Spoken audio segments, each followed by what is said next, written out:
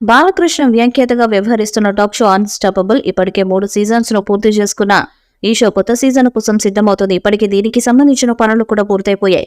కొత్త సీజన్ సరికొత్త సర్ప్రైజెస్ తో సిద్ధమవుతుంది. ఇప్పటికే ఈ చిత్ర పరిశ్రమలోని కథానాయకులు, దర్శకులు, ఇతర ప్రముఖులతో సందడి చేసిన ఈ షో ఇప్పుడు మరింత జోస్తో సాగుతుంది.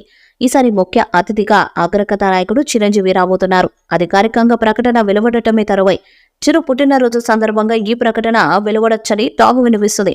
తెలుగు చిత్ర పరిశ్రమలో చిరంజీవి, బాలకృష్ణలది ప్రత్యేక స్థానం. మాస్ హీరోస్ గా వాళ్ళకున్న క్రేజ్ గురించి ప్రత్యేకంగా చెప్పాల్సిన పనిలేదు. అలాంటి స్టార్స్ ఒకే వేదికపై కనిపిస్తే ఫ్యాన్స్ కి ఫుల్ కిక్ ఇస్తుంది.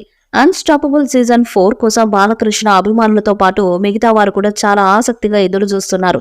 అన్నిటికంటే ముఖ్యంగా ఈ సీజన్ లో బాలకృష్ణ ఎవరిని అతిథులుగా ఆహ్వానించబోతున్నారు అనేది ఇప్పుడు హాట్ టాపిక్ గా మారింది. అయితే బాలకృష్ణ, మెగాస్టార్ చిరంజీవిల అనుబంధం చాలా ఏళ్ల నాటిది. వాళ్ళిద్దరు ఒకే వేదిక మీద కనిపిస్తే ఉండే ఎంటర్టైన్మెంటే వేరు. అందుకే వీళ్ళిద్దరి కాంబినేషన్లో ఎపిసోడ్ కోసం ప్రేక్షకులు చాలా కాలంగా ఎదురు చూస్తున్నారు.